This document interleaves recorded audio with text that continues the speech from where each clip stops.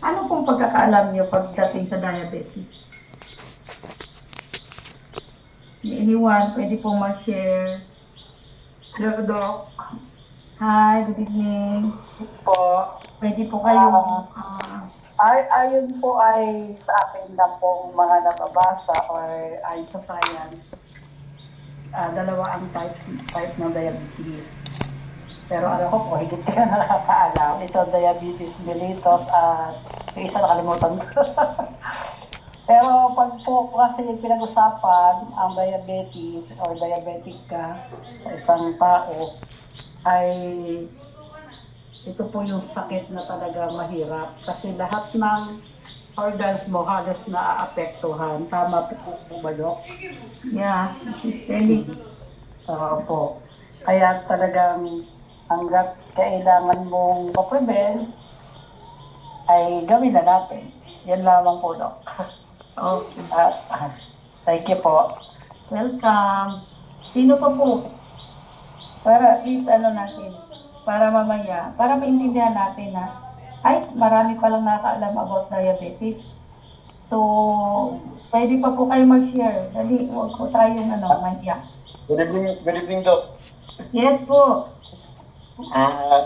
Awan ko kung tama yung aking matagal ko na kasi ito narinig na ang diabetes daw ay wala pang kagamutan, parang cancer, wala pang medicine na tuklasan para ma-cure ang sakit ng diabetes. Kaya takot po ako magkaroon ng diabetes, maging diabetic. Kaya di ko lang alam kung meron ng natuklasan ngayon. I don't know, Doc. Parang yun lang ang naintindihan ko. Kaya kung hanggat maaari maiwasan natin ang sakit ng diabetes. Kaya lang, talagang sa ngayong panahon, mga Pilipino sa iba't ibang bansa, kalat na kalat at talagang maraming may sakit ng diabetes. Number 3 yata yan, Dok. I don't know kung tama.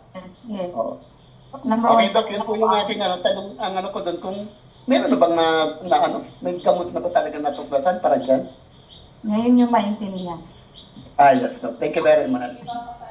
Okay, so maraming salamat po sa mga nag-share. So, ngayong gabi, kailangan alamin natin, di ba paulit-ulit ko na sinasabi na kailangan alamin natin, aralin natin, ano bang uri ng sakit ito para hindi po tayo matakot na basta-basta, no? Kasi pag alam natin yung isang sakit, alam natin kung anong pinagmulan, paano siya nakuha natin, and then paano siya ma-manage, ano yung mga interventions, no? Ano yung mga kailangan natin gawin. So, ano yung mga causes. Dapat alamin natin yun para hindi tayo basta-bastang matakot. Kaya tayo natatakot because of the unknown. Wala tayong alam, kaya natatakot tayo. Pero pag may alam tayo, malilesen natin yung anxiety. Kaya nga sabi nga, the best doctor, remember, is our body. No? The best doctor is our body. But of course, the best healer, still, si God po yun. No? So tonight, ang ating topic ay about diabetes. Nasaan na ba yun si Sir Alan? Kasi sabi niya, gusto niyang malaman yung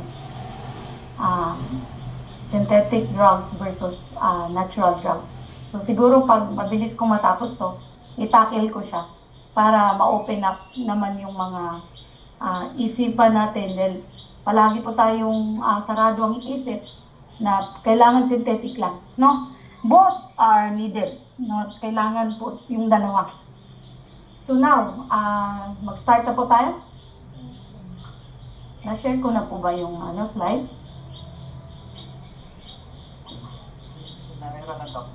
Ayan.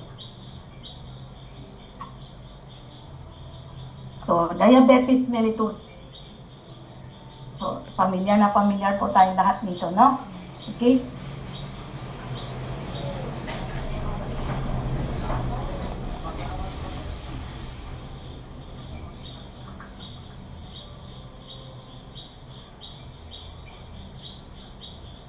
Nakita niyo yung screen? Ayan. No. Nakita niyo na? Okay.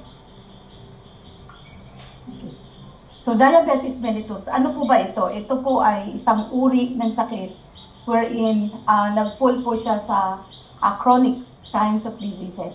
Okay. Meron tayong dalawang uri ng sakit. Meron pong acute.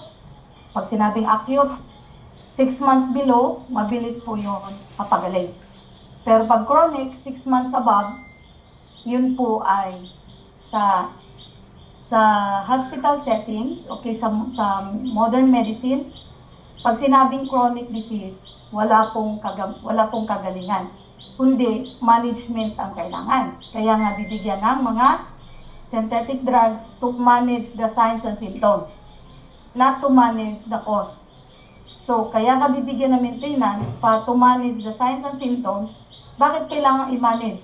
To prevent complications and to prolong the lives of a person, of a patient.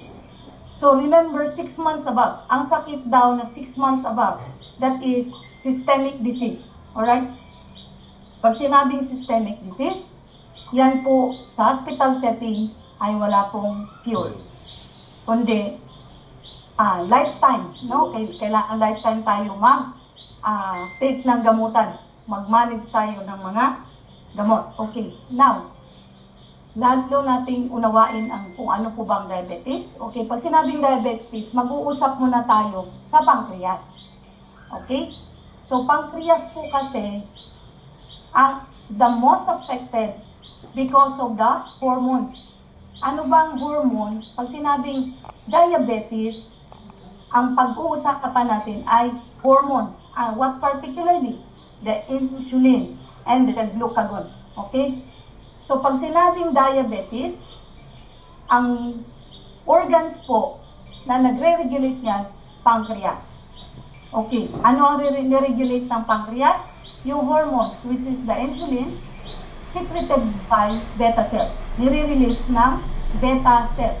May beta-10 dito, ha? So, ang insulin, nire-release ng beta cells. Ang glucagon, nire-release ng alpha cells. Okay. So, tandaan niyo yan, ha? Pag insulin, pancreas yan. Ang may problema is the pancreas. At merong mga cells sa pancreas na nasira. Na siya yung nagre-release ng insulin at siya yung nagre-release ng glucagon. Okay? Ano ba ang pancreas? Ayan, secretes 40 to 50 units of insulin daily in 2 steps. Secreted at low levels during fasting, increased levels after eating. Okay, yan tinatawag na prandial. An early burst of insulin occurs within 10 minutes of eating. After eating, early burst of insulin. Tumataas po talaga ang insulin after eating, 10 minutes after eating. Then proceeds with increasing release as long as hyperglycemia is present. So kung makikita natin dito sa picture, andyan ang pancreas. Ang pancreas po ang may problema na tamaan pagdating sa diabetes. Particularly, the alpha cells and the beta cells. Sila ang natamaan, kaya nagkagewang-gewang yung hormones na insulin. Alright. Ang normal values, ito yun. FBG, fasting blood glucose, o GTT, HbA1c. Ito yung mga kailangang kuhanin, okay, para malaman kung ikaw ay may presence of diabetes. Okay? HbA1c o GTT, and then FBG. Yan yung mga normal values. Okay? So, insulin, normal values. So, ito yung mga normal values ng insulin. Alright? So, pinakita ko lang sa inyo to, na ito yung mga normal values. Kung may result kayo niyan, so alam niyo na mataas yung sa inyo or mababa. Okay. So, diabetes mellitus. Mag-uusap na tayo. Okay, pag sinabing diabetes, ulitin ko. This is a chronic disorder. Ito yung sinabi ko kanina na there are 2 types of disease. The acute and the chronic. Pag acute, 6 months below, madaling pagalingin. But 6 months above, that is under, nag-fall siya sa chronic disorder. Pag sinabing chronic disorder, sa medical, wala pong kagalingan. No cure. So, that's why we need maintenance. Anong i-maintain? I-maintain yung sakit at i-manage lang ang signs and symptoms because too much glucose, meron pong signs and symptoms siya that can damage the systemic circulation. Okay. Ang sabi dito, diabetes mellitus is a chronic disorder of carbohydrate, protein, and fat metabolism resulting from insulin deficiency or abnormality in the use of insulin. Okay? Pag sinabing diabetes mellitus, ulitin ko, it is a chronic disorder. Ibig sabihin, hindi po gumagaling. It is only need po ng management. Okay? So, chronic disorder, 6 months above. Okay, so, intindihin natin to ng maigi para at least hindi tayo matakot, ha? What is diabetes? Number 1, dahil sa diabetes is a disorder of the metabolism. The way our bodies use for growth and energy. Para saan ba ano ba ang diabetes? Okay, for growth and ang diabetes is a disorder of metabolism. The way our bodies use food for growth and energy. Most of the food we eat is broken down into glucose. So, lalo na yung mga carbohydrates. Okay, the number 1 source of glucose is carbohydrates. Ulitin ko, ha? Yan o. Disorder of carbohydrates, protein, and fat metabolism. Too much intake of carbohydrates, too much intake of protein, and too much intake of fats. Okay? Too much fat in the food that can alter the pancreas, okay, na trabaho. So, most of the food we eat is broken down into glucose. Kapag kumain tayo ng mga carbohydrates, proteins, and fats, pag na-breakdown yun ng ating stomach and create sugar in our blood.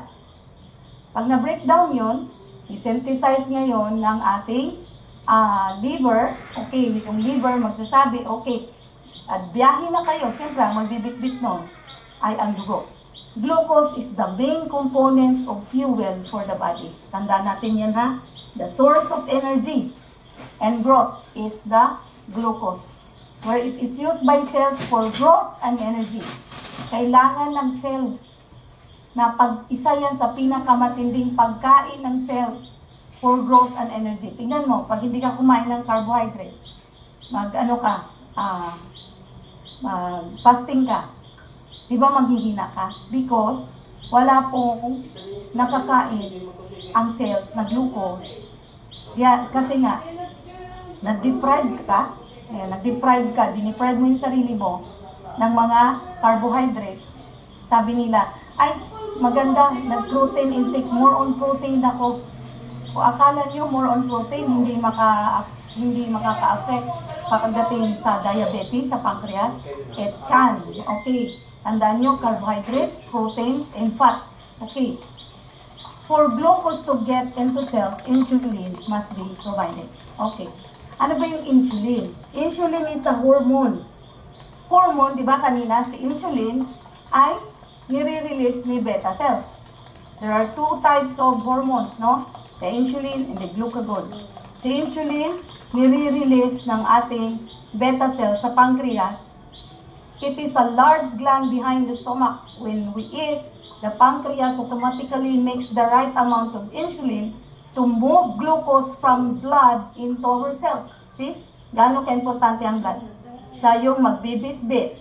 Pagkatapos ma-digest ng ating stomach, then pupunta yan kay liver, and then sa liver, siya magsasabi, okay, biyahe ka na. Okay. Glucose build up in the blood, overflows into the urine, and passes out of the body. Either way, the body loses its main source of fuel, even though the blood contains large amount of sugar. Okay. So, yan yung meaning ng diabetes. Meron akong ginawang picture dito eh. Ayan. Diba, sabi kanina, papaano ba yung diabetes mellitus? Ito kasi ay type 2 diabetes. From the food. Okay. Ang type 2 diabetes, ano ko na lang kayo. Type 2 diabetes is from the lifestyle and the food. Too much intake of carbohydrates, too much intake of proteins, and too much intake of fatty foods. Okay. Now, ito yung mga kinakain mo araw-araw. Papasok yan kay stomach. Pagdating kay stomach, i-breakdown niya yan, di ba breakdown? And then, it turns into glucose. Okay, because those are the component of, sila yung pinaka-best na source of glucose. Itong mga pagkain to, carbohydrates, proteins, and fats. Once, after the breakdown, dadali ng dugo, papunta ngayon sa intestine, duodenum. Okay. Pagdating kay intestine, pasok muna tayo sa pancreas. Okay. Papasok siya kay pancreas. Okay. Pagkapasok kay pancreas, pupunta sila kay liver. Okay. Maintindihan natin yan. Kung makikita nyo illustration na ginawa ko, okay, si insulin, tingnan nyo na lang muna yung picture. Okay. Later nyo lalong maintindihan ito. So, yung insulin, it is a hormone needed. Okay. Kasi meron na pong glucose na breakdown. After natin magkakakain ng ganito, nakikita niyo yung cursor ko? Pag ginagalaw ko? Yes, Doc. Salamat. Lahat ng ito, kinain po, pasok kay stomach. After niya ma-digest, ang result nun is glucose. Pagkadating sa glucose, ibababa kay duodenum, itong ating large intestine, and then, si blood, dadalhin niya ngayon yung glucose na yon kay beta cell. Okay. Para saan daw itong mga glucose? Number 1 source of energy and growth. Tama? Number 1 pagkain ng cells ang glucose. At siya po ang nag-aano din ng growth. Pagpasok dito, si pancreas, siya yung pinaka-system kung saan nare-regulate niya ng tama ang glucose na pumasok sa kanya. Okay. Ang insulin, it is a hormone released by beta cells. Now, iano ko na lang muna. Okay. Bakit kailangan ang glucose? Yung glucose para saan? Ang insulin kasi siya ang susi para ang glucose na na-digest dito papasok kay cell. Tingnan nyo. Glucose papasok kay cell kasi siya ang number 1 na pagkain ng cell. Cell growth and cell energy. Okay. Kaya nga kapag wala kang carbohydrates, wala kang protein, manghihina ka talaga kasi yung cell natin nagugutom. Now, anong kailangan ng insulin? Si insulin ang magbubukas sa gate ni cell para makapasok ang glucose. Now, so pag nakapasok na siya sa cell, kaya tayo malakas. Yung glucose nakapasok sa cell, kaya tayo lumakas. Right. Yan yung illustration ko. Ba't ayaw naman Ayan. So, dito, sa type 1 tayo. The type 1 diabetes is formerly known as insulin-dependent diabetes mellitus. Okay. Ang type 1, ito yung hereditary. Napapasa galing sa ating mga ninuno. Ang type 1. Autoimmune ang type 1. Okay? Ang diabetes na type 1 is autoimmune. Why? The islet cell antibodies, sinira po ito ng immune system, own immune system, kaya nga O2. Early introduction of cow's milk and cereals. Ayan. Tulad ng mga pinapractice ngayon, ang mga baby, pinapainom na agad ng mga cow's milk, pinapakain ng mga cereals. These are the factors that can damage the beta cells. Okay? Early introduction of cow's milk. So, not only hereditary, but again, type 1 is autoimmune. When we talk about autoimmune, wala po itong kagalingan. Tama? Hindi niya kilala yung sarili niyang immune system. Naglalaban sila. Sinisira niya mismong sarili niya. Okay. Ano ang factor? Okay. Ang factor is early introduction of cow's milk and cereals. Kaya mga nanay na may mga baby, so at least may idea na po tayo. Intake of medicine during pregnancy, isa po sa factor. Indoor smoking of family members or nainitan sila. Kasi, wait lang. Ano ko po yung aircon. Kasi medyo mainit. Kasi ang lamig kanina, sobra. Yan na. I-off ko lang yung camera ko, ha? Para hindi niyo ako makita.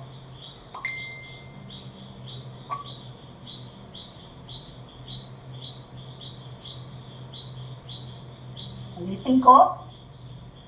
Indoor smoking of family members if the pregnant women are exposed as doon sa mga nag-smoke or siya mismo nag-smoke. It can damage the beta cells. Okay. Ang type 1 diabetes, destruction of beta cells of the pancreas. That's why it is autoimmune. Yung beta cells hindi makapag-release ng insulin because it is damaged due to autoimmune. And due to, kaya nga hereditary, unknown cause, okay? Unknown cause. But these are the risk factors that could contribute damage of the beta cells. Okay? Little or no insulin production. Remember, ang beta cell ang nagre-release ng insulin.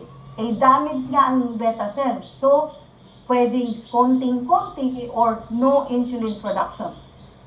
Ang ginagawa nito, pag type 1 ka, kailangan mong mag-administer ng insulin injection every day. Why? Because your beta cells na-damage na because of autoimmune, okay? Autoimmune causes, okay? May also occur at any age, usually happens below age 15. Okay, kaya ngayon, ang dami ng kabataan na may diabetes. Ang batang below 15 years old, it is under type 1 diabetes. Tandaan nyo ha, ang type 1 diabetes, damage ang beta cell. Si beta cell ang nagre-release ng hormone na insulin. Okay. Kaya pag damage ang beta cell, wala pong nare-release na insulin. Little or no insulin. That's why pagdating sa hospital, type 1 ka, kailangan mo nang mag-inject because you don't have insulin production. Okay. Now, ito pa yung pinakita ko. Illustration ko to. Ito yung ating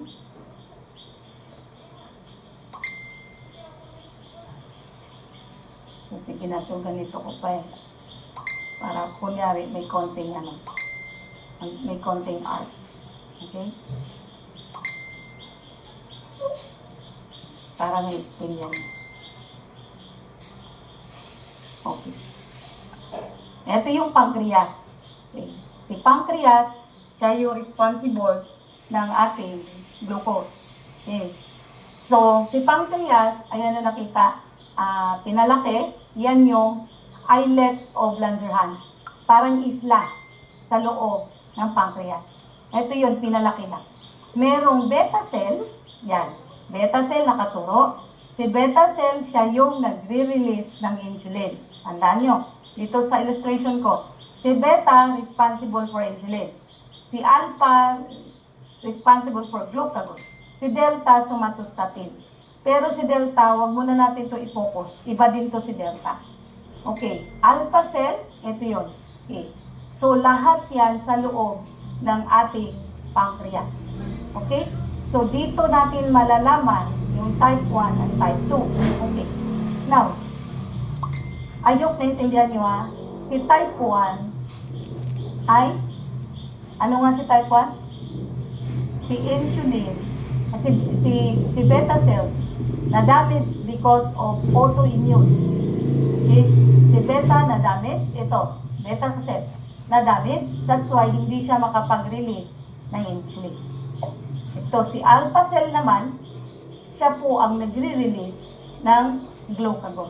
By the way, glucagon, this glucagon are, ang component ng glucagon is 29 amino acids.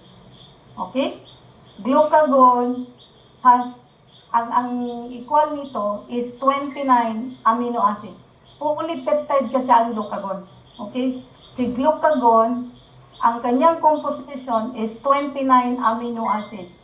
How many amino acids do we have in red pine? 29 daw. Very good. Okay, 29, tama? So, our red pine has 29 amino acids. Glucagon is a polypeptide. It means it is composed of 29 amino acids. Ito yun si glucagon. So, nag-gets na ba? May naintindihan po ba kayo? So, it has 29 amino acids. Okay. Proceed po tayo.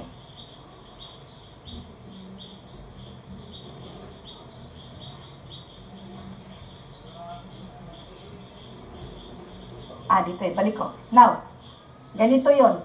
Ipakinggan nyo na lang. Kanina, okay, yung ating katawan, alam na alam kung anong kulang. Kung inuulit ko, yung ating katawan ay napakatalino. Tama ka? Hindi natin sila kailangan diktahan. Alam nila yung bawat rule na gagawin nila sa ating katawan. Ano yung functions nila, automatic sila o-operate. Okay? Automatic. No? Now, ang ano ba kaibahan nitong tatlong ito? Okay. Si alpha cell, okay, every time na dinideprive natin yung sarili natin, hindi tayo kakain, ay diabetic ako, hindi ako kakain ng carbohydrates, kasi yun ang pinakamataas na source of glucose. Okay. Yan, ano nga yung glucose? Yan yung sugar. Need ng body natin. Pagkain siya ng cell. The number one source of energy and for growth. Okay. Ngayon, pag ginutom natin ang sarili natin, hindi tayo kumakain, nagpa-fasting tayo, palagi tayong fasting. Remember, fasting is good, but it depends on every person. Kung meron kang underlying issues, you better go to the health professionals, no? Kasi sila ang nakakalam if you are entitled to do fasting. Lalo na sinasabi intermittent. Okay. Akala natin kasi safe yon sa atin. Ay, salamat, nag-low carbs ako. Nag-low carbs. Okay. Wala na akong ganito. At hindi na rin ako kumakain ng karne. At nagpuro na lang din ako gulay. Okay, remember ha? The source of glucose is carbohydrates, proteins, and fats. Okay. Fats, pero dapat healthy fats. Hindi yung saturated fat. At saka yung lahat ng uri ng fats na masama ay hindi po yun. Okay. Pag ginutom mo ng ginutom ang sarili mo, yung brain, sasabihin ng brain, oops, walang kinain. Walang laman ang tiyan. Diba? Walang laman ang tiyan. Ngayon, kasi nga, nag-low carb ka or no carbohydrates, no protein, nagpa-fasting ka pa, ganyan. Okay.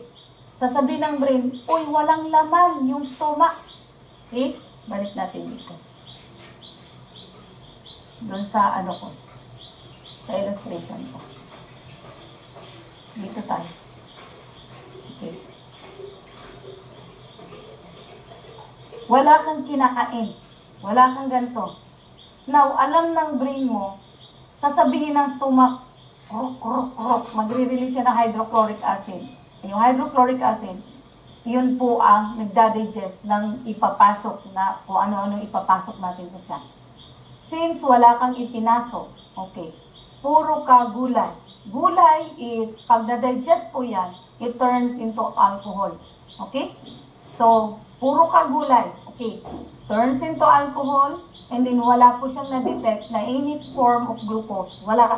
Kasi nga, diabetic ka. Nag-ano tayo gumagawa tayo ng sariling paraan. Okay. Ay, salamat, pag hindi dapat ako kakain, yun pala ang source ng glucose. Gagawa ko ng sarili kong paraan. Hindi na ako kakain ng ganyan. Hindi rin pwede. Okay. Alam ng tiyan mo na walang pumasok, sasabihin ng stomach, magsisignal siya through the hormones, oops, brain, wala po akong glucose, walang protein, at wala pong fats na healthy. So ngayon, ang laman ay puro alcohol. Okay. Once the vegetables break down, it turns into alcohol. Now, bit-bit ng dugo mo, ibababa yan ng stomach, pababa dito sa duodenum. Okay, pagdating sa duodenum, papasok siya kay pancreas, bit-bit na ng dugo, yung na-digest ng stomach. Pagpasok dito, sasabihin ng pancreas, ng beta cell, or ng alpha cell. Kunyari, type 1 diabetes ka. Okay. Si beta cell, hindi makapag-release ng insulin. Sira, type 1. Hindi siya makapag-release ng insulin because na-damage siya. Siyang responsible pag-release ng insulin. Ngayon, ang gagawin, walang insulin. Okay. Ginutom mo, wala kang kinain. Okay. Yung mga source of glucose. Ang gagawin ngayon, babalik ulit yung si pancreas, magsasabi kay brain, wala namang glucose. Wala pong bit-bit na glucose yung dugo. Nag-deliver siya sa akin para mag-release ako ng masynthesize ko yung glucose sana. Kaso wala namang glucose na bit-bit, puro alcohol. Okay? So ngayon, si brain, alam na alam ni brain, nag-signal si pancreas, wala palang glucose. Ngayon, ang gagawin, dito na tayo.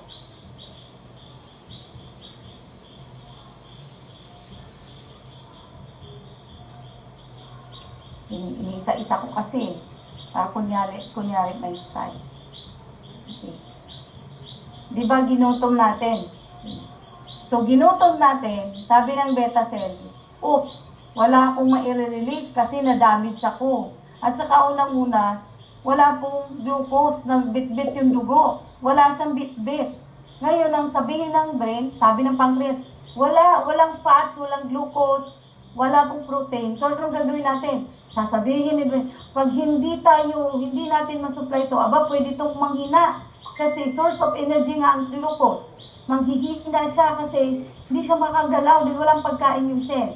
Sasabihin ng brain, mag-release si brain, alpha cell, since si beta cell, hindi makapagtrabaho din, na-damage siya, alpha cell, ikaw naman mag-rescue. Okay. Now, si alpha cell, si brain magre-release utusan niya si alpha cell, magre-release siya ng glucagon. Okay, si alpha cell, ayan. Si alpha cell magre-release ng glucagon hormones. Ano nga ang glucagon? This is composed of 29 amino acids. Para saan? Si glucagon, ang hormones, pupunta siya kay liver at saka kay kidney to digest the stored fats. Okay? Tandaan nyo. Kahit wala kang kinain, alam ng ating system. Okay. Kung wala siyang glucose. Ngayon, to the rescue ang alpha cell. Magre-release o utusan ng brain yung alpha cell kasi walang glucose, magiging lupaypay o kaya mahimatay yung isang tao pag walang glucose, because glucose is the number 1 food and the source of energy in our body. Okay? Pagkain siya ng cell. Now, si glucagon pupunta kay liver. Liver, di ba marami kang stored fat? At kidney, di ba marami kang stored fat? Lulusawin ng 29 amino acids yung stored fats na kay liver at saka kay kidney. At yung stored fats na yun na nalusaw, ang tawag doon ay ketones. Narinig niyo ba yung keto na diet? Okay, dito yun nag-originate. Ketones. Now, so, ngayon kapag kahit hindi ka kumain, nagutom ka, at palagi kang nagugutom, huwag ka mag-alala, hindi ka mahimatay. Okay? Kasi, meron ka pang stored fats. Ketones is a digested stored fat. Okay, tandaan nyo ang keto. Keto means a result after digesting the stored fats in the liver and the kidney. Okay? So now, na-digest na siya o na-dissolve na. Babalik siya ulit ngayon kay pancreas. Pancreas, meron na po akong ketones. Now, si ketones, sasabihin ng alpha cell, okay, blood, bitbitin mo na si ketones in the whole circulations. Kaya tingnan mo, magugutom ka ngayon, nanginginig ka na dahil wala kang kain, walang glucose. maya-maya na magugulat ka, bakit ako naging okay? Because the alpha cells nag-rescue. You have the stored fat. Hindi ka hahayaan na mahimatay. Hindi ka hahayaan. Kaya tignan mo, pag wala kang glucose, hilong-hilo ka. Pati yung brain mo, because brain, the number one food of the brain cells is glucose. So magtataka ka, ay, salamat, na-restored yung strength ko. Uminom na ako ng tubig. Because you already have the ketones. Nagbit-bit ng dugo. A source of food. Okay? It is a dissolved stored fats from the liver and the kidney. Nagre-rescue si alpha cell. Dati, no? Ang bait ng Diyos talaga. Dito pala, alam nila, di ba lagi kong sinasabi sa inyo, our body knows how to revive us and how to repair the damage. Okay, now, okay, ay salamat, pwede palang ganun, nagpagutom ako ng pagutom. Okay lang pala dahil magre-rescue ang alpha cell, magre-release pala siya ng glucagon para ma-dissolve yung stored fats. Okay lang magpagutom ako kasi diabetic ako. Meron lang palang taga-rescue. But remember, too much ketones can lead to ketoacidosis that could damage your kidney and the liver. So hindi ho maganda na palagi kang nagpapagutom, nag-i-skip ng meal. Ano ba tawag nila? Intermittent. Because one day, your liver and your kidney will collapse. Because too much dissolved of ketones, stored fats in the liver. Bakit? Ito yung emergency. Remember, this is emergency glucose. The ketones is the emergency glucose. Wherein, kunyari umalis ka, wala kang source of food, that's the time, pero hindi natin siya pwedeng i-abuso. Why? It can lead to ketoacidosis that could damage the liver and the kidney. Remember, saan stored fats? Sa liver at sa kidney. Palagi mong ginagawa ganun. And one day, do not be surprised, no, that your liver and kidney will collapse. Alright? So, I hope naintindihan niyo po. That is type 1 diabetes. Alright. Next time. I hope malinaw po sa inyo. Yan, si glucagon. Glucagon secreted or released ng alpha cells of the islets of Langerhans. Pag sinabing islets of Langerhans, isla kung nasaan ang alpha cells and beta cells. They are communicating to each other. The alpha cells and the beta cells are synchronized to each other. Oops, walang glucose. Oops, maraming glucose. Sila po ang nagtatrabaho niyan. Okay. Now, what is the major stimulant of glucose? It is amino acids. We have to be thankful. Ang ating red pine ay 29 amino acids, and that is the source of glucagon. Glucagon is a polypeptide, contains 29 amino acids. And the good thing, red pine has 29 amino acids that serves as the glucagon to dissolve the stored fats. Okay, major inhibitors, glucose, insulin, and somatostatin. Okay? So, ito yung glucagon. Naintindihan nyo na? Kapag wala kang kinakain na kahit anong carbo, kasi nag-low carb ka, hindi ka pa rin manghihina, hindi ka pa rin mamamatay, mahimatay, because we have the alpha cells. Siya nagre-rescue. Again, the alpha cells is used only during emergency, but not all the time. Siya yung nagre-rescue. Kasi below ang sugar can also lead to comatose. Below level of sugar can also lead to comatose. Tandaan niyo po yan. Now, insulin. Insulin na tayo. Tapos na tayo sa glucagon.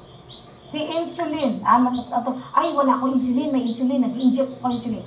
Insulin is a hormone, okay, regulated or released by the beta cells in the pancreas.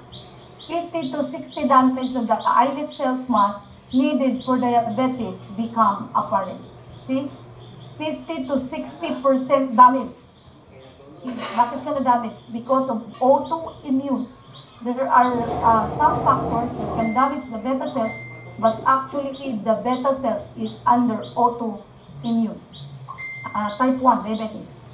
High blood sugar stimulates clusters of special cells, beta cells, in your pancreas to release insulin. The more glucose you have in your blood, the more insulin your pancreas releases. Major stimulants: glucose, amino acids, glucagon, and CCK, acetylcholinesterase. Ito, mahirap po ito ha. Okay, next. Si insulin is a hormone. Para saan ba si insulin? Huwag na natin to si somatostatin. Huwag na to. Kasi ito yung sa gastric, pancreatic, at saka sa biliary. Huwag na natin. Siya po ang may functions nito. Si delta cell. Huwag na muna to. Dito muna tayo. Okay. Ito yung glucose and insulin. Tanda natin, glucose and insulin. Ito yung pag-uusapan natin pagdating sa diabetes. Okay. Ano ba sa insulin? Glucose enters in the bloodstream from intestine. Ito. Kain ka ng kain, maraming carbo, maraming protein, maraming fats. Okay. Pag na-digest ng stomach, pupunta siya kay bloodstream. Bit-bit yung glucose. Bit-bit ang bloodstream. Tara, biyahe tayo. Pagdating dito, para saan ang glucose? It is a source of energy and growth. Now, bakit ba kailangan yun? Kailangan ng glucose makapasok sa cell. Kasi pagkain ng cell ang glucose. Okay. Ngayon, si cell, merong gate. May dalawang gate ang cell. Ito yung gate na to itong gate na to, kailangan itong magbuksan para magbukas din ang gate para makapasok ang glucose. Okay. Now, para maintindihan nila, dami natin kinain. Okay. Na carbo, protein, and fats. Bit-bit ng dugo natin, babiyahe siya. Papunta kay intestine, kay duodenum. Okay. Papasok ngayon kay pancreas. Okay. Pagdating sa pancreas, sasabihin ng beta cell. Okay. Oops. Ang dami-dami. Para saan ba si insulin? Si insulin ay hormone. Kailangan siya kasi siya yung susi. Okay? Ito, dalawang gate ng ating cell.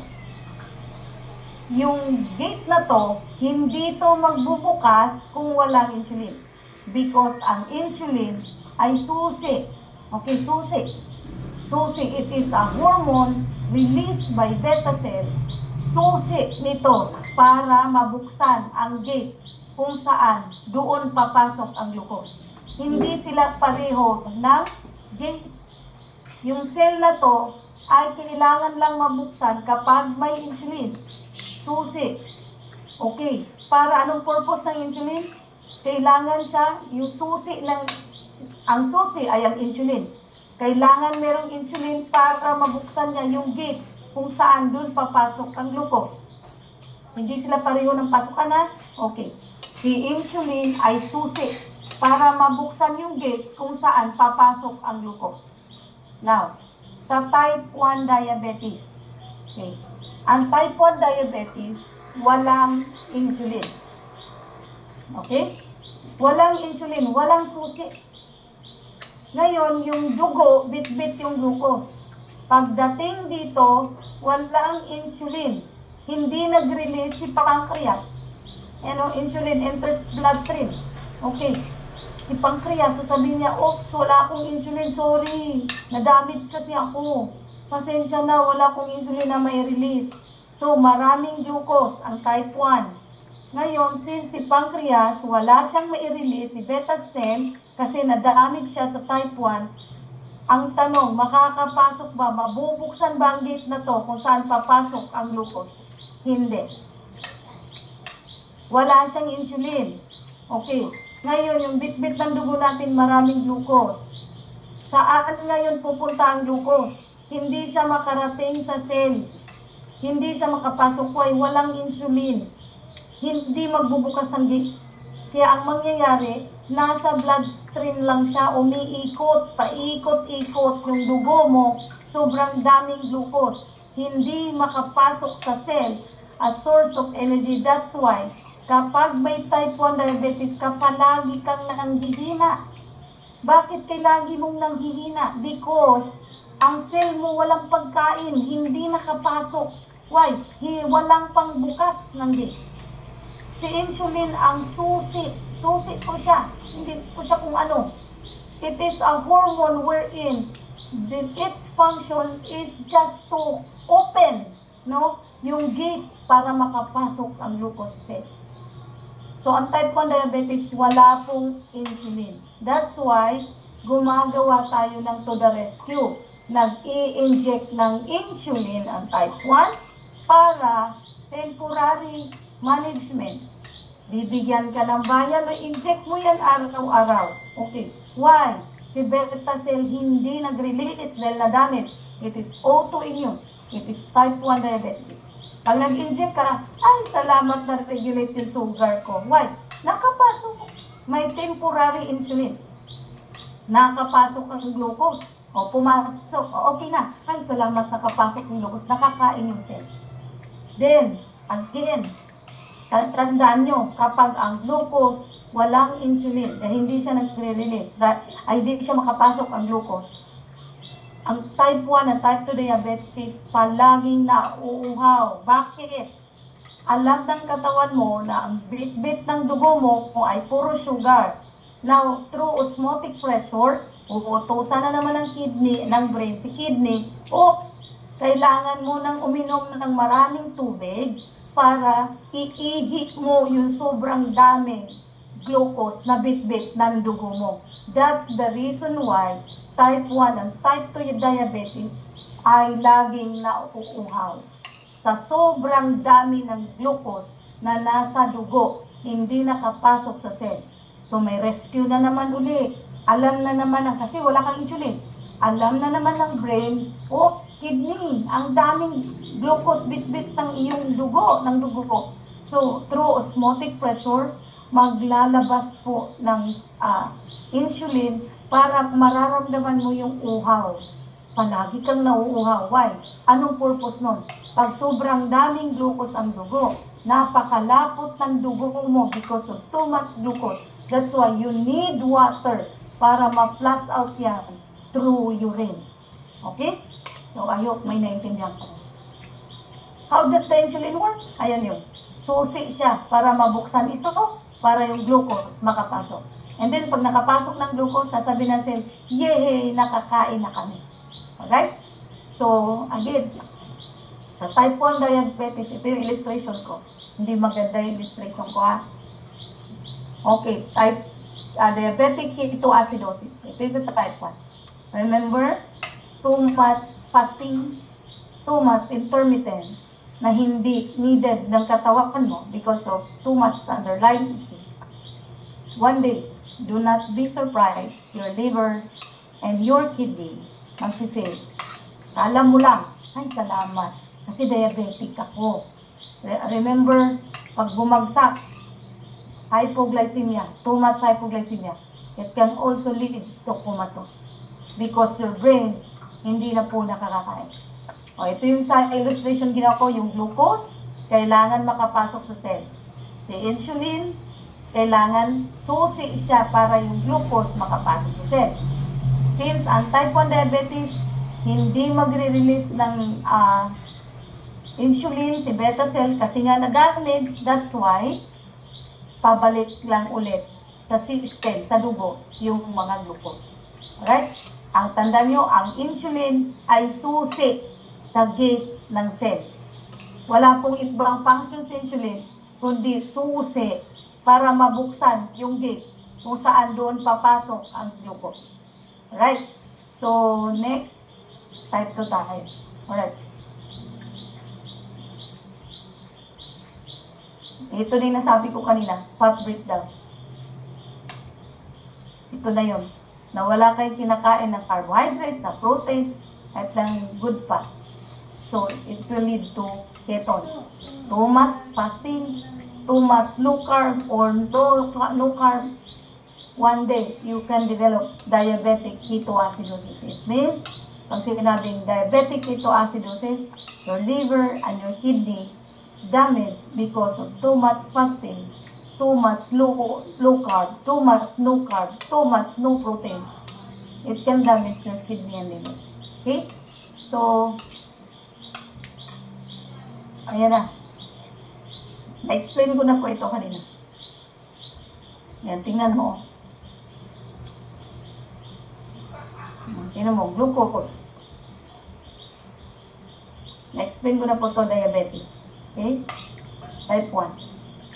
So, that's why nga, ang type 1 diabetes, since wala siyang susi, hindi makarelease si beta cells, kailangan mong mag-insulin. Okay? Requires insulin, daily insulin administration. Tuturok dito, o tuturok. Ito yung mga sites wherein you can inject the insulin. So, ano nga ang purpose ng insulin? Susi lang po siya sa cell para mabuksan yung gate kung saan doon papasok ang glucose. Okay, symptoms. Doon na tayo sa symptoms of diabetes. Symptoms? Okay. Excessive thirst. Sinabi ko na po ito kanina. Dahil hindi nakapasok sa cell yung ating glucose na bitbit ng blood, kaya sasabihin ng brain, sobrang dami ng glucose na bitbit ng dugo. Kidney, through osmotic pressure, magre-release ng hormones para mararamdaman mo yung excessive thirst. Para saan? Para ma-flush out mo yung mga excessive glucose na nasa bloodstream mo. And then, iihit mo siya. Okay? And then, excessive hunger. Okay, excessive hunger. Of course, type 1 diabetes. Excessive hunger talaga kasi gutom yung mga cells. Wala pong nakapasok na glucose. Hindi nakakapasok yung glucose. Kaya, excessive hunger talaga. Maggugutom, palagi kang gutom. Why? Hindi nakakain yung cell. Walang glucose na nakapasok. Kaya sasabihin ng brain mo, gutom na gutom yung mga cells. So ngayon, magre-release na naman ang brain ng hormones para mararamdaman mo na naman yung gutom. Okay? So, unexplained weight loss. Okay, yan po yung mga symptoms. Blurred visions. Bakit nag-blur? Too much glucose in the blood. Okay? Can damage the optic nerve. Ang liliit, ang nerve ng ating mata ay kasing hibla ng ating buhok. At kung ang iyong dugo ay sobrang taas ng mga fats, sobrang taas ng glucose, it can damage the optic nerves. Alright. Slow healing of cuts and sores. Of course, kapag may diabetes ka, pag too much sugar, too much glucose ang bitbit ng iyong dugo, slow healing po talaga. Because, yun po yung nag-a-aggravate ng slow healing, nag-a-aggravate ng mga sores ng cuts. Okay? Kasi, tandaan nyo, ang glucose is pagkain din ng mga bacteria for them to survive. Laging fatigue, natural. Dahil yung mga cells hindi nakakain ng glucose. Vaginal yeast infections. Kaya, yung mga vaginal part, ang daming kati-kati. Why? Yung urine mo, madami pong glucose na bitbit. Kapag type 1 or type 2, maraming glucose na bitbit yung dugo mo. Kaya pag umihi ka, nandun din yung mga glucose, i-favorite po ng mga yeast ang glucose. That's why, sa vaginal, maraming itchy. Kati-kati kasi kinakain po nila. Nandun yung mga glucose. Because of urination. Okay. Frequent urination, including frequent full diapers in infants and bedwetting in children. Kailangan mo talaga frequent urination para lumabas. Hindi lumapot ang dugo mo at mahirapan na naman yung heart. Kailangan mong iihi kasi sobrang lapot na ng dugo mo, bit ang mga glucose. That's the reason why there is frequent urination. It is a normal signal in our body. Ang brain natin nagsasabi, nagkukuman, oops, ang daming glucose sa dugo. Kailangan mong ilabas yan through urination. Okay? So, now, we have different amino acids. Again, red pine has 29 amino acids, and this is the very good source of type 1 diabetic patients. Type 1 diabetic patients. The leucine is an amino acid that acts as a glucagon in type 1 diabetes. Tandaan nyo, glucagon is type 1 diabetes. Si alpha cells ang nag-stimulate. This is the hormones, glucagon. This is the emergency hormones wherein na-deprive mo yung sarili mo na hindi ka na kumain ng mga carbo, ng protein, ng fats. So, si glucagon composed of 29 amino acids. And one of amino acids is the leucine. Leucine increases insulin sensitivity. Within my 6 years in this company and this product, ang dami na pong diabetic patients na natanggalan na ng insulin injection. Why? Because there is leucine. Leucine increases insulin sensitivity. Tandaan nyo, ang type 1 diabetes, hindi mabubuksan ang gate kasi walang insulin. But because of the leucine acts as insulin. Oops, pagdaloy ng dugo papunta kay pancreas, walang, di ba type 1? Si type 1 walang beta cell, sira, so walang insulin. Bit mo ng dugo mo yung red pine at yung mga glucose. Pagdaloy nila papunta sa bloodstream, madidetect ng cell. Kaya increases insulin sensitivity. Yung gate na yon, akala niya may insulin. Okay? Akala niya may insulin. Yan yung si leucine. Acts as insulin. That's why magugulat ka, bakit nakapasok? Wala namang insulin. It's a good thing we have red pine because leucine acts as an insulin. At nadi-detect niya, increases insulin sensitivity. Akala nung cell, yung dugo mo may bit-bit na insulin. Yung pala, si leucine. Thankful ba kayo? Ang dami na po nating diabetic dito na-regulate na po talaga. No more insulin injections. Why? Si red pine, merong leucine. Leucine acts, it increases insulin sensitivity. Tandaan natin dito.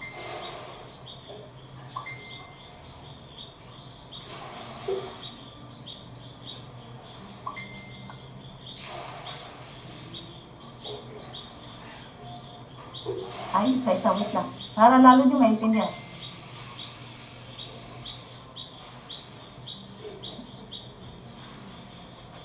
Okay, ito. So, si bloodstream, bit-bit ang dugo, ang glucose. At bit-bit din ang leucine. Now, pagdaloy na ng dugo doon sa circulations, ang cells, biglang nagkaroon, di ba si leucine?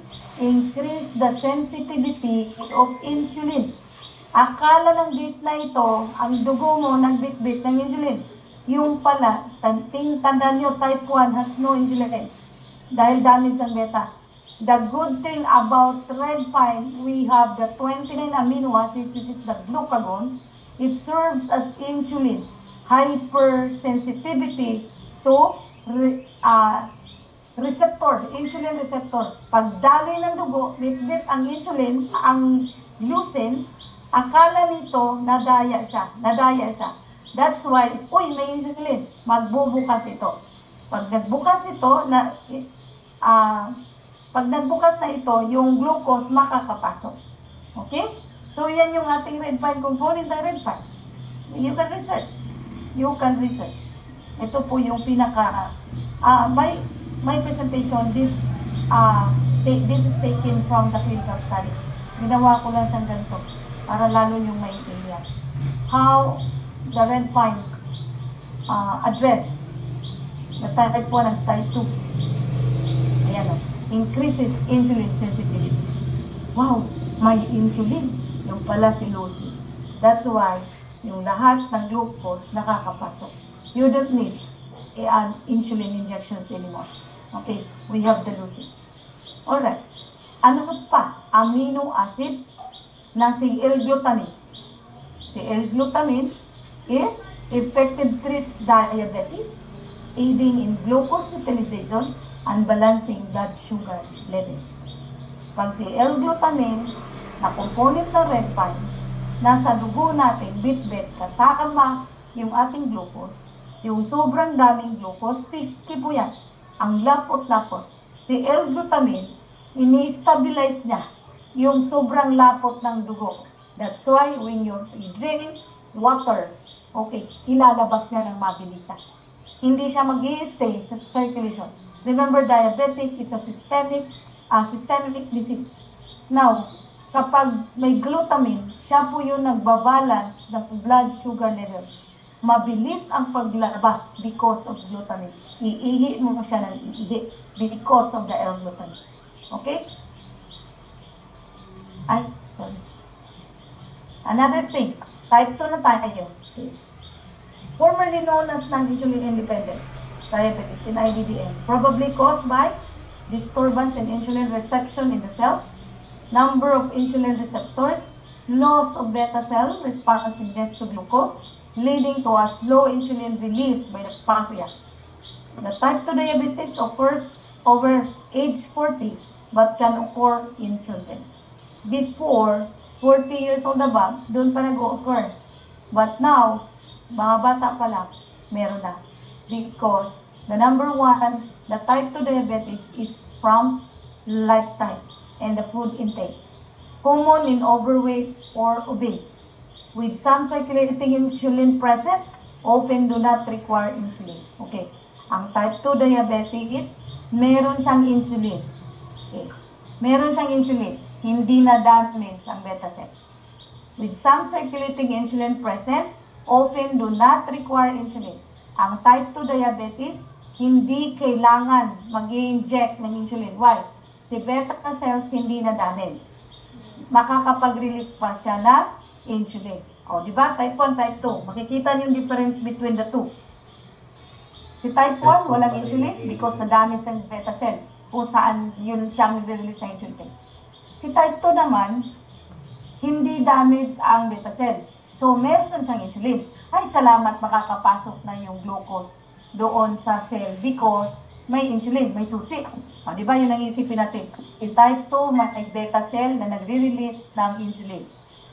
Pero bakit nagkakaroon pa rin ng diabetes? Okay? Now, i-open ko na nga yung camera ko. I hope may naintindihan po kayo. Ulitin natin.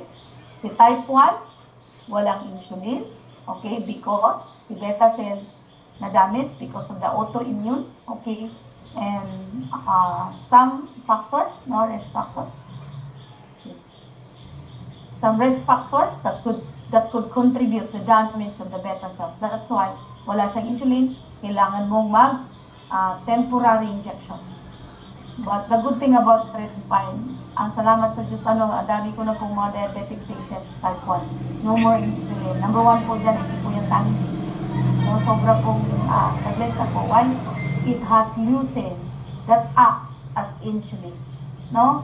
So, now, nagkakaroon ng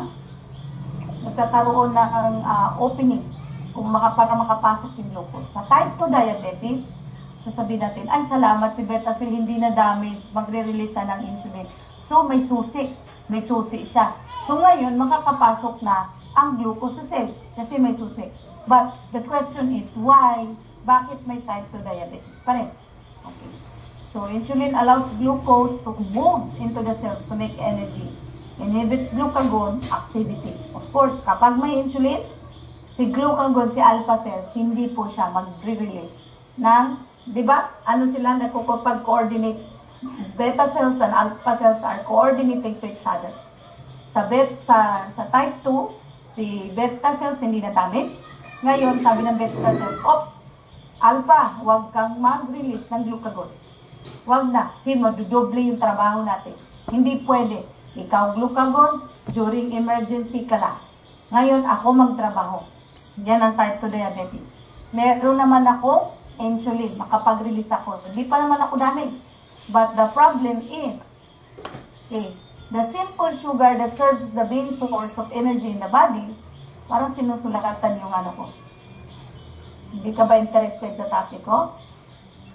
Kapag hindi ka interested sa topic ko tonight, parang sinusulat-sulatan eh. You can go out. Okay, sorry ha. Okay.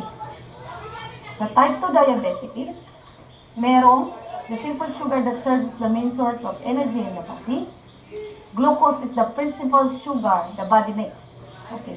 The body makes glucose from proteins, fats, and in largest part carbohydrates. Glucose is carried to its cell. Glucose is carried to its cell through the bloodstream. So sana maintindihan nyo kung gaano katindi ang dugo natin. Marami po siyang trabaho talaga. Okay? So, cells, however, cannot use glucose without the help of insulin. Kasi nga ang insulin, susi. Glucose is also known as dextrose. Okay?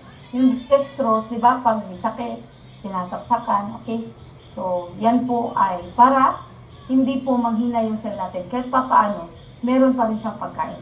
Okay, now, type 2 diabetes, meron na pala susi eh. Bakit diabetes pa rin siya? Okay. The problem in type 2 diabetes, na sobrahan ka sa dami ng kain. Aba, naglamon ka ng kanin. Lamon ng protein. Lamon ng too much fats, saturated fats, trans fats, ang dami. Ang problema, kahit na maraming glucose, di ba? Pag-digest. Kasi wala kang diet, kung ano pinagpasok mo, ang dami. Isang kaldero na kain mo, dami pang burger, dami pang pizza, at kung ano-ano pa.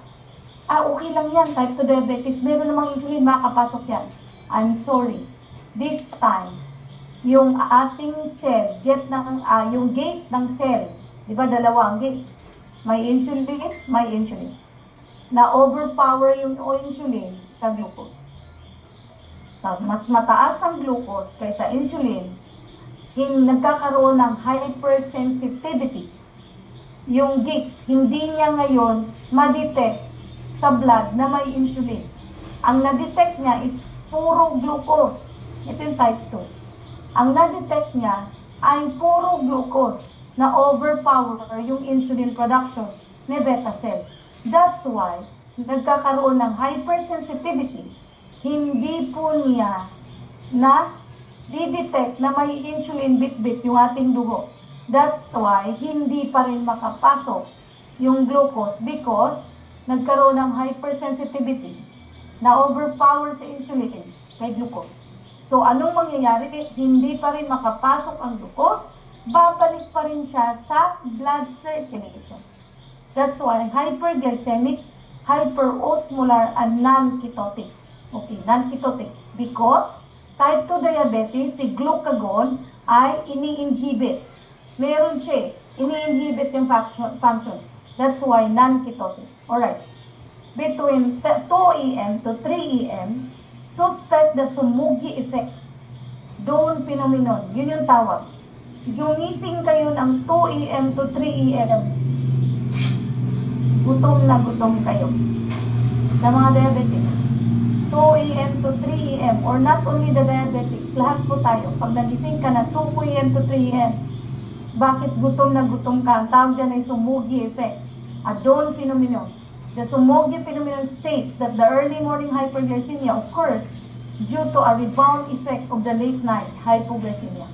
Why the Sumugi effect? Bakit tayo pakakainin? Because during night time, our body repairing, okay, nagre-repair, nagre-restore, nagde-develop, ang daming trabaho during natutulog tayo. After nagtrabaho ng ating pancreas, around 1 to 2 p.m., 1 to 2 p.m., ang trabaho ng pancreas. After niya magtrabaho, 2 a.m. to 3 a.m., andyan na yung nagkakaroon ng hypoglycemic. Nag-hypoglyce. Bumabagsak kasi tapos na yung trabaho niya. Because during repair, the cells needs energy na ginamit yung glucose na meron yung ating dugo. That's why 2 a.m. to 3 a.m. kung maaari kakain ka. Why? Para paggising mo, malakas ka na naman. Hindi yung para kang nalulupay-pay. Pagising mo lupay-pay, nalupay-pay ka. Why? Because remember, sa type 2, walang nagre-rescue na glucagon. Ini-inhibit ni beta cell yung trabaho ng glucagon, hindi siya nag-rescue. Why? Natutulog ka. Kung tutusin, sasabihin ni beta cell, hindi mo kailangan mag-rescue kasi hindi naman siya nagumagalaw. Tulog naman siya. Ang problema lang, our cells, nagdudugo tayo, triple, nagtatrabaho mo. That's why lahat ng nakain mo before 5 p.m., nagagamit yan during repair at night. Okay? That's why there is what we call Somogyi phenomenon. Of course, due to a rebound effect of the late night hypoglycemia. That's why sa umaga, parang pagod na pagod ka pagising mo because nagamit yung lahat ng glucose mo during repair. Alright? So, pagtandaan nyo na, yun yung tawag, Somogyi effect. 2 to 3 a.m., gumising ka, tinan mo, gutom na gutom kayo. Nagtatrabaho ang pancreas natin around 1 to 2. So, after ng trabaho niya, pagod na siya. That's why ang tawag dyan ay Somogyi effect or Somogyi dawn phenomenon. Okay? So, kailangan mong kumain to get ready. Pagising mo, hindi ka manghihina. May lakas ka pa rin. Okay? So, naintindihan nyo, napakagaling ng ating talaga, ng ating body. Lalo nating pasalamatan ng God. Every day, ganito sila gumalaw. Okay, this is the normal pancreas. This is the diabetic pancreas. Okay, so I hope may naintindihan na kayo sa type 1, type 2. Okay. Tingnan nyo. Ito yung mga illustration sa type 2. Okay? Sobrang dami. Ito yung sa type 2. Konti lang. May insulin. Enough na ni-release. Pero, mas marami yung glucose kaysa insulin. That's why nagkakaroon ng hypersensitivity. Now, ito yung tinatawag ko na hyperosmolality. Rising blood glucose, yung hyperglycemic. Pag sobra-sobrang glucose sa type 2 diabetes, sobra-sobrang glucose, kaya na-overpower yung insulin. Tingnan mo yung blue, yan yung insulin. Increased fluid loss through urine osmotic diuresis. Alright. Increased fluid loss. Kailangan mong umihi ng umihi. Why? Para ilabas mo yung mga too much glucose na nagsisirculate sa buong katawan. Hindi ho maganda na sobrang taas ng glucose umiikot sa buong katawan. Madadamage po lahat ng system. Okay? Ang kailangan po ng bit-bit ng dugo ay malinis na dugo, hindi malapot. Pag mataas ang glucose mo, grabe lapot. Glucose pa lang pinag-usapan natin. Wala pa yung ibang mga kinakain mo. Glucose pa lang. Ang lapot-lapot na ng dugo mo. That's why, increased fluid loss through urine osmotic diuresis. Yan yung sinasabi ko na. Yung brain natin, ang sasabihin ng kidney, oops, sabihin ng kidney, oops, tingnan mo, yung blood na pinifilter ko, na sobrang lapot. That's why, if hindi natin ma-manage yung diabetes type 1 and type 2, si kidney ang madadamage. That's why, prolong can lead to, mag-lead to dialysis.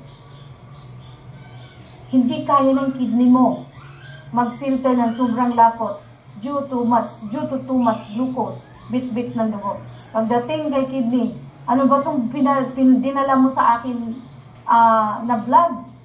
Grabe naman itong blood na to, napakalapot. That's why, pagdating ng panahon, na-damage ang kidney sa sobrang lapot ng dugo mo because of too much glucose. Pag sinabi ng kidney, oops, malapot, sasabihin ng brain, oops, mag-release na naman siya ng hormones para yung kidney mo magsasabi, oy, kailangan mong mauhaw ng mauhaw para uminom ka na uminom ng tubig through hyperosmolality. Ang tawag ng process na yun. Hyperosmolality, para pag inom ka ng tubig, tinutulungan mo yung kidney. Tulungan mo yung kidney. Hindi na sobrang lapot. Yung maingay.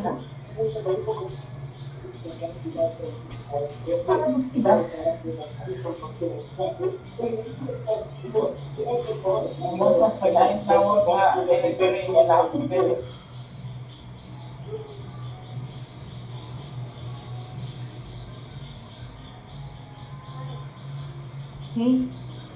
So yun po yung rason kung bakit hindi ko na nakita ito. So, ito po yung rason kung bakit ihi ng ihi ang mga diabetic type 1 and type 2. Dahil yung kidney natin nagre-reklamo doon sa sobrang lapot ng dugo due to hyperglycemia or too much glucose in the blood. Kaya, uhaw-uhaw, palagi nauuhaw para mabilis may flush out. Tinutulungan mo yung kidney na mag-flush out ng mga too much glucose in the urine. Okay. So, 7 common symptoms. Okay. So, ito. Halos pareho ang type 1, type 2. Ang pagkakaiba lang nila, si type 1, walang susi. Usually, si type 2 may susi, kaya lang sobrang daming glucose. Hindi rin makapasok sa cell. Blurred vision, slow healing, constant hunger kasi nga, yung cells natin, gutom na gutom. Kaya ka merong constant hunger kasi gutom na gutom. Okay, frequent urination, blurred visions, fungal infections kasi nga, mataas ang glucose. Favorite po yan, mga bacteria sa fungus. Unexplained weight loss, numbness of hands and feet. Okay, numbness. Bakit? Hindi po na-circulate ng maayos ang dugo because of too much glucose in the blood. Kaya nagkakaroon ng numbness in hands and feet. So, yun po yung mga now. In type 2 diabetes, okay. Diba si type 2 diabetes, merong insulin. Pero bakit hindi pa rin makapasok? Dahil too much glucose. The good thing about red pine, we have the isoleucine. Okay. Si isoleucine regulates the blood sugar level. Ang trabaho ni isoleucine na component ng ating red pine, nire-regulates niya yung blood sugar levels. Pag once yung red pine pumasok sa bloodstream natin kasama po ang blood glucose, yung blood glucose, too much blood glucose, ay napaka-sticky. The good thing about isoleucine, pinapalabnaw niya yung too much glucose in the bloodstream. Okay? So, yun yung trabaho ng isoleucine na component ng red pine. Sobrang daming glucose, sobrang sticky. Here comes the isoleucine component of red pine.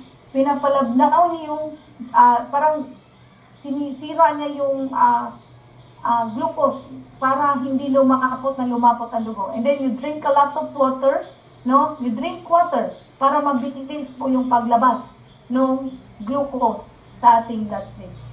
So, ito yung sinasabi ko, histidine. This acts as insulin. Nagkakaroon, nadidetect ng ating, ito po yung sa clinical study ha. Okay. The histidine, component of red pine, this will act as an insulin. Kaya kahit ito, wala kang insulin, type 1 ka, wala kang insulin hormone, si histidine, siya po yung magbubukas sa mga gate para makapasok ang glucose. Kilala ng cell yung histidine na alkala niya, yun ang insulin. That's why you don't need to inject insulin na mga kung ano-ano binigay sa inyo. So, it acts as insulin. That's why nakakapasok. Ang dami ko na pong pinaka-testimony nito, mga type 1. Number 1 po si Kuya Sandy talaga, sobra. I think 36 years na nag-i-inject ng insulin. Nung tinuloy-tuloy niya, and he is, ano na po siya, candidate for dialysis that time, nung nakita ko siya. And then tinuloy-tuloy niya, I'll tell you, mula nung nag-take siya ng red pine up to now, next time, pwede ko siyang i-interview. Actually, meron po akong video dito. 36 years na nag-i-insulin. Mula nung tinuloy-tuloy niya ang red pine, hindi na po siya nag-insulin. At sabi nga ni Ate Malo, si Kuya Sandy mo namimiss na niya tama sa why? Wala na po siyang mga synthetic drugs. Inalis na po yun sa kanya. Why? Nagno-normal po ang diabetes. Kasi nare-regulate yung glucose. Okay. Histidine, ito yung trabaho. Ayan, instead na insulin, ang type 1, si histidine, ayan, kasama sa dugo. Remember, chronic kidney disease, cleaning the free radical anti-inflammation, insulin resistance, systemic inflammation, oxidative stress. Sinabing insulin resistant. Ito yung trabaho ng histidine. Ito yung sa diabetes type 1. Okay? So, si type 2, meron si N-acetylcysteine. This is also amino acids. Ito yung NAC, ang tawag niya. This is also stabilize the blood sugar. Andito na nga sa L-glutamine, nandito pa si N-acetylcysteine na component natin red pine. That's why, huwag kang magtataka na a-address yung nare-regulate yung blood sugar level mo talaga. So, ito pa si tryptophan. Si tryptophan also can regulate. Okay.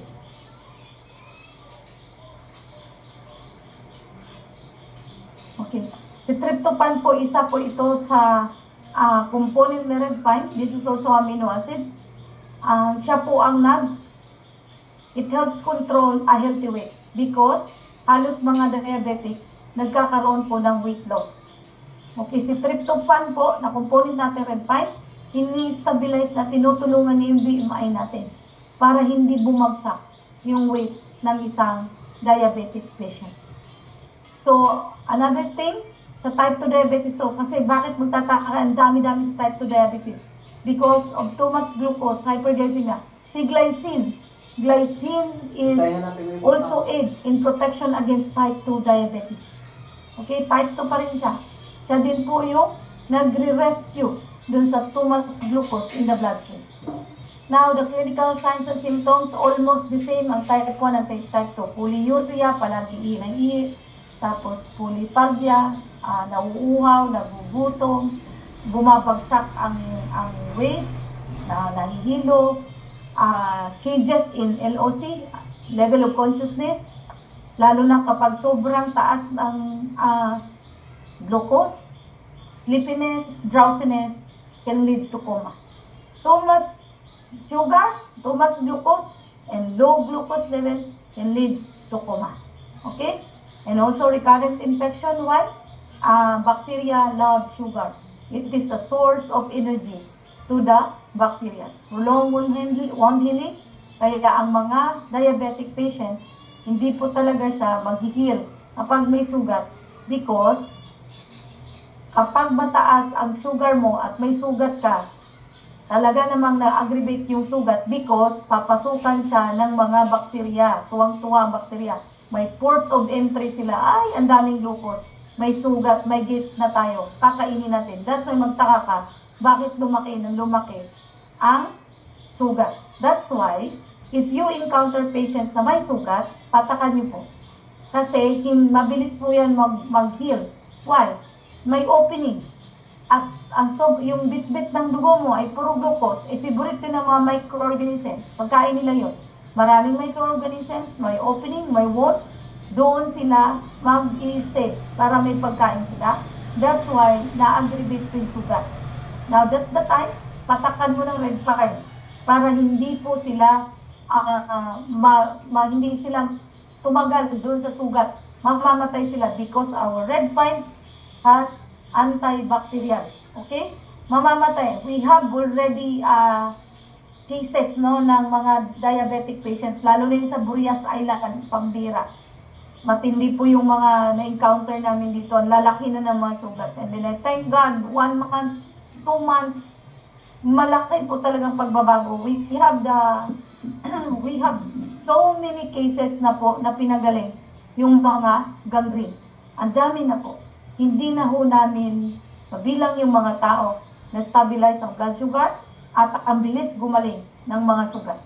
Tatakaan ang sugat para hindi doon mag-i-stay ang mga microorganisms kasi pagkain nila yan. And then to prevent infections. Okay, pag too much bacteria can, di ba, sila, kakainin nila yung part na yun ng sugat and that can lead to inflammatory because of the infections. Prone to infection, glucose inhibits the phagocytic action of WBC. Genital pruritus, yung nangangati yung genital area because of glycosuria. Fever for fungal. Yung mga fungus kasi, favorite ang glucose. That's why ang daming kati-kati. Growth of candida infections resulting pruritus, common presenting symptoms in women. Kaya palaging makati ang vaginal area because of the fungus. Favorite po nila ang glucose. So, who are at risk? Obesity, type 2. Race, yung lahi. History of CVD, isa po ito. Hypertension, physical inactivity, familial history, polycystic ovary syndrome, gestational diabetes. pwede sila yung may risk factor. So, diagnostic, of course, glucometer. Okay. Fasting plasma glucose, ito po yung kung saan ma-detect natin what kind of type ikaw. Type 1 ba or type 2? Okay. OGTT, oral glucose tolerance. Painumin ka ng glucose. Concentrated. Okay, so dyan malalaman. So, glycosylated hemoglobin, ito yung HbA1c. Sabi ba, ay, nagpa-fasting, mag-pausit busy ako, hindi naman mataas yung sugar ko. CBC is totally different from diabetes. Ha, tandaan niyo yan. Makikita doon sa CBC na malapot dugo mo, makikita doon. Pero, kung gusto mong malaman na diabetic ka, we need to check HbA1c. Test that measures the amount of glycolated hemoglobin in your blood. Glycolated hemoglobin is a substance in the red blood cells that is formed when blood sugar attaches to hemoglobin. Okay? Yan siya. Yung HbA1c, ito po yun. Yung blood sugar, nag-attach na po siya sa hemoglobin. Ayan, no? Ito yung hemoglobin. Si blood sugar, dumikit. So, doon mo makikita na diabetic ka.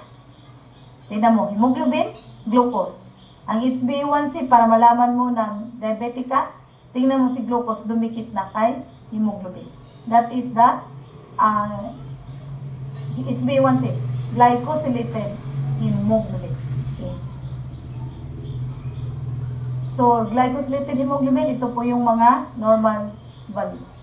Urinalysis, pwede rin makita because too much glucose in the urine. Makikita din. Di ba nga, inom ka ng inom para iihi mo siya ng ihi. So, every time ihi ka ng iihi, nandun po yung glucose. Doon makikita. Diagnostic test, ito po yung normal values. Okay? So, yan yung mga normal values. Ayan. Ito yung sa good. Pag sinabing borderline, 8 above, ayan.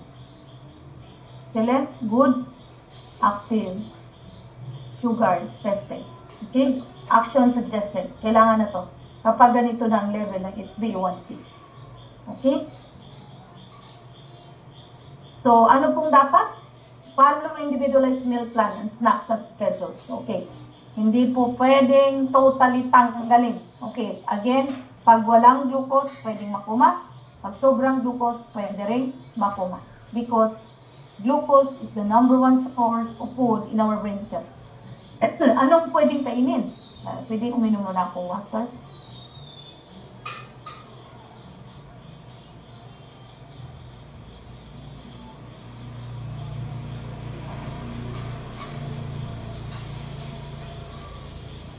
So, ano ang pwedeng kainin? Balanced diabetic diet. Okay, 50% carbohydrates, 30% fats, 20% protein. Vitamins and minerals. Ito po yung suggestion. Hindi po pwedeng tanggalin. Totally. Kasi pwedeng makuma, pwede rin pag kulang, pwedeng makuma. Pag sobra-sobra, pwedeng makuma.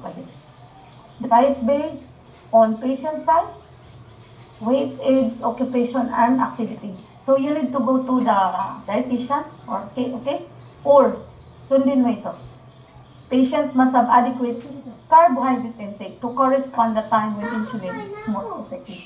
Routine blood glucose testing before each meal and at bedtime is necessary during initial control. During illness and in a stable patient. Do not skip meals. Yan po. Sa nutrition and diet na namin, na subject, lagi sinasabi, do not skip meals. Do not. Eat small but frequent. Hindi po lamon. Eat small but frequent, but do not skip meals. Measure food security, do not estimate. Less added fat, fewer fatty foods, and low cholesterol. Hindi po yan pinagbabawal. Kailangan in moderation. So ito po yung kailangan. We advise use of complex carbohydrates to stabilize blood sugar. Marami pong low glycemic food, low glycemic na mga rice. Okay, like for example, the white rice, the brown rice, or the black rice. Ang white rice kasi, sobrang taas ng glucose. Kasi GMO na yung white rice natin ngayon. Ang ating white rice ngayon, yung GMO, 1 cup of white rice is equivalent to 1 cup of glucose. So, too much white rice, aba, yari ka. Meals should include more fiber and starch and fewer simple or refined sugars. Need pa din. Fewer simple or refined. Hindi rin pwedeng totally wala. Avoid concentrated sweets. Ayan yung mga sweets. Mga candies, jellies, jams, cakes, ice creams. Bawal mo na yan. If taking insulin, eat extra food for periods of vigorous exercise. Avoid periods of fasting and feasting. Okay? Avoid. Lalo na pag diabetic ka. Yari. Keep weight at normal level. Obese diabetic should be on a strict weight control program and should lose weight. Okay? So, ito pa po yung mga patients na interventions. Okay? So, huwag na to. Yan na yung kung paano mo gawin yung pag-inject. Yun yung process. Okay? Huwag na natin ito Okay. Acute complications of diabetes mellitus. Anong complications? Okay, ito na yun. Diabetic ketoacidosis, tinatawag DKA, kapag 2 months fasting, 2 months hindi ka na kumakain ng mga carbo, hindi ka na kumakain protein, at saka yung fat. Diabetic ketoacidosis, it means mag-fail ang liver or kaya yung kidney because of 2 months na-dissolve yung stored fats. Madadamage din sila. Insulin shock, hyperglycemic, osmolar non-ketotic, okay, coma, Dawn phenomenon. So, ito yung mga complications. Okay? So, ano pa? Eating less. Okay. Low blood sugar cause. Hindi na natin yan. So, ito yung mga gamot na ginagamit sa mga doktor na binibigay sa inyo para daw to stabilize the blood sugar. Actually, yung, diuretic. Okay, diuretic and metformin.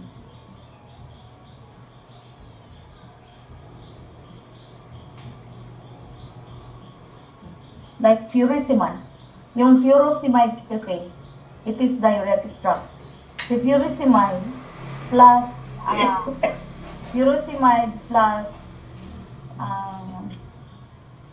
metformin equals weight loss. Okay? Yun po talagang trabaho ng metformin. Pinapa-weight loss ng isang pasyente. Okay? It's not to stabilize the blood glucose. Not to stabilize the blood glucose. Metformin and furosemide. Furosemide, ihi ka ng ihi. Si metformin is aid for weight loss. Yung dalawang gamot na yan. And of course, number 1, kapag diabetic ka, affected po talaga ang mata. Because, sabi ko nga sa inyo, yung ating mga ugat sa mata ay kasing laki ng hibla ng buhok. At yung dugo mo ay sobrang lapot. What will you expect? So, kaya talaga namang affected ang retina.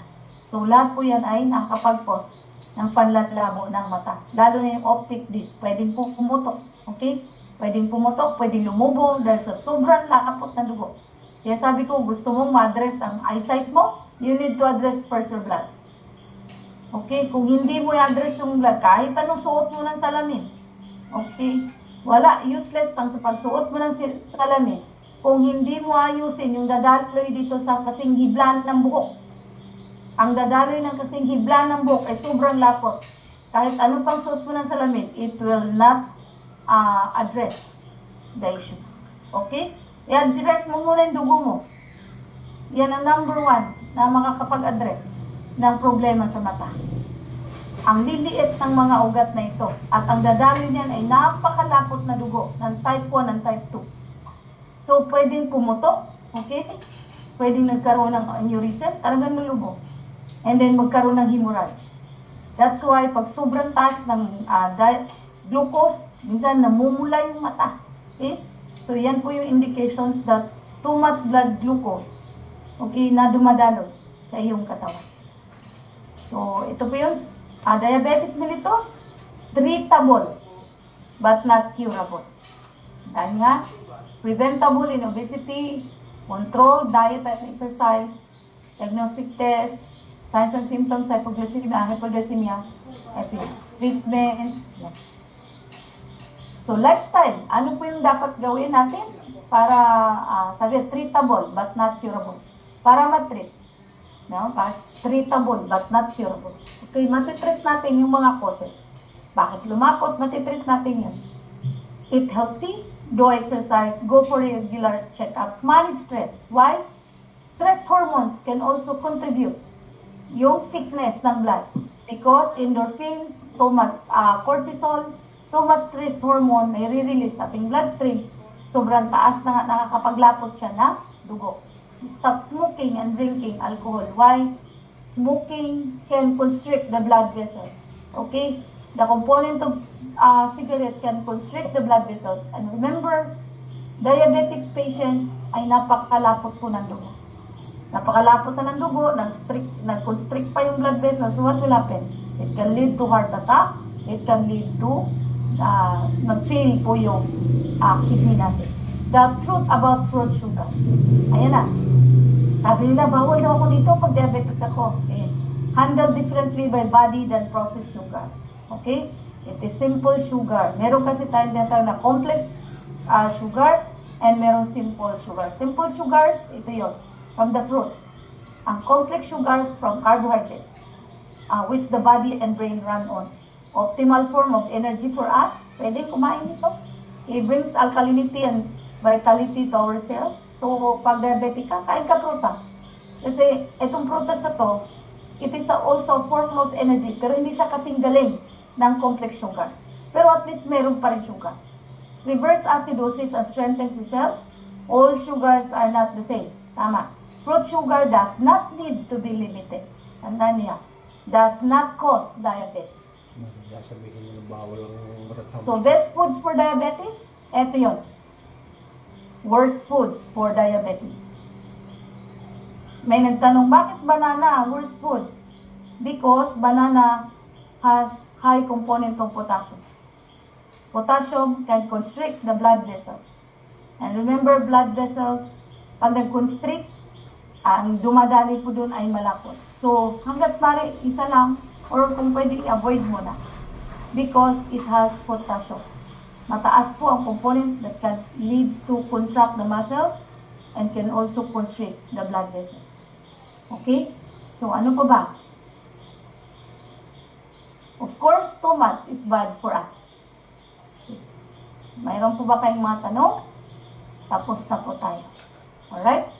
So, I hope may naintindihan po kayo tonight sa aking diabetes type 1 and type 2. Wala po silang kakaibahan. Kapag hindi na control, hindi nakapasok sa ating